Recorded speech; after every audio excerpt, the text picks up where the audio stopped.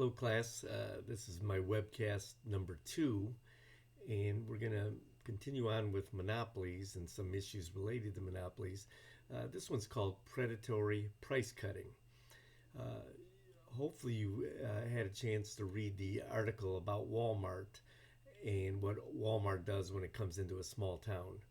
Uh, a lot of people are worried that a big company like Walmart comes into a small town, maybe like Central City in Kentucky, and it wipes out all the mom and pop stores, hardware stores, and the grocery stores and things like that, because uh, Walmart is so big that they could reduce their price so low that the mom and pop stores can't compete.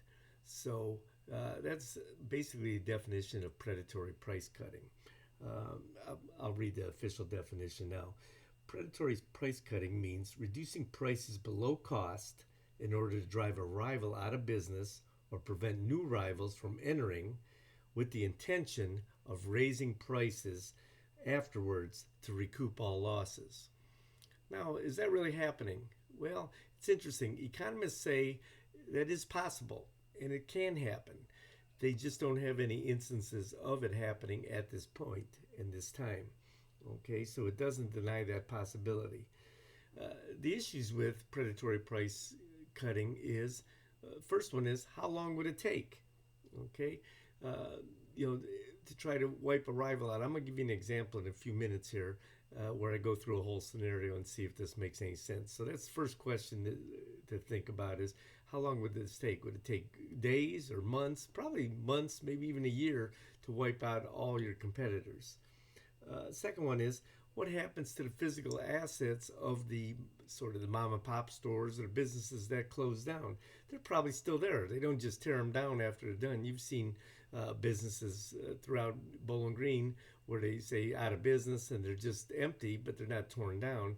So if they did go out of business and this predatory price cutting happens, and it the predatory price cutter raises their prices back up after wiping you out, those businesses are open. So if that business went out, it could come back in. It could start renting the building or buying the building again and putting its people back in there. So even the employees, they might be out of a job for several weeks, several months, but they might still be out there and their experience, they can almost hit the ground running, come back in your business. Uh, so can it really destroy all the rivals? If it doesn't destroy all of them, it's truly not a monopoly anymore, and it's still competing. Okay, so can they even find out who their business is? Maybe their business isn't just the local companies. Maybe it's spread out a little bit longer. Maybe across several miles, different businesses. Maybe Bowling Green businesses can still use Owensboro businesses or Franklin, Kentucky businesses, or there's online internet type businesses. So it's very complicated as far as that goes. So let me give my scenario for you. Say you were in the pizza business. We'll use me as an example. Say it's Gary's Pizza, and I want to wipe out all my rivals, and I'll be the only pizza company in all of Bowling Green. Can that be done? Well, maybe. Uh, what's the typical price of a pizza here in Bowling Green? A large one-topping pizza, probably about $10. Okay, give or take a sale or not. Okay, so say Gary's Pizza comes into business, trying to wipe out all its rivals here in Bowling Green, and it comes up with a pizza price of $2 a pizza. Well, if it's a good pizza, okay, it's going to wipe out Papa John's and Pizza Hut and Lost River Pizza and Domino's and stuff like that. Because if it tastes as good as those, we're all going to do that kind of go to them and say, I'll buy their $2 pizza instead of a Papa John's $10 pizza. So how long would that take? Well, it's going to take several weeks, several months probably before that happens. Okay, so people start going out of business. So if you worked at Papa John's, you might be out of a job.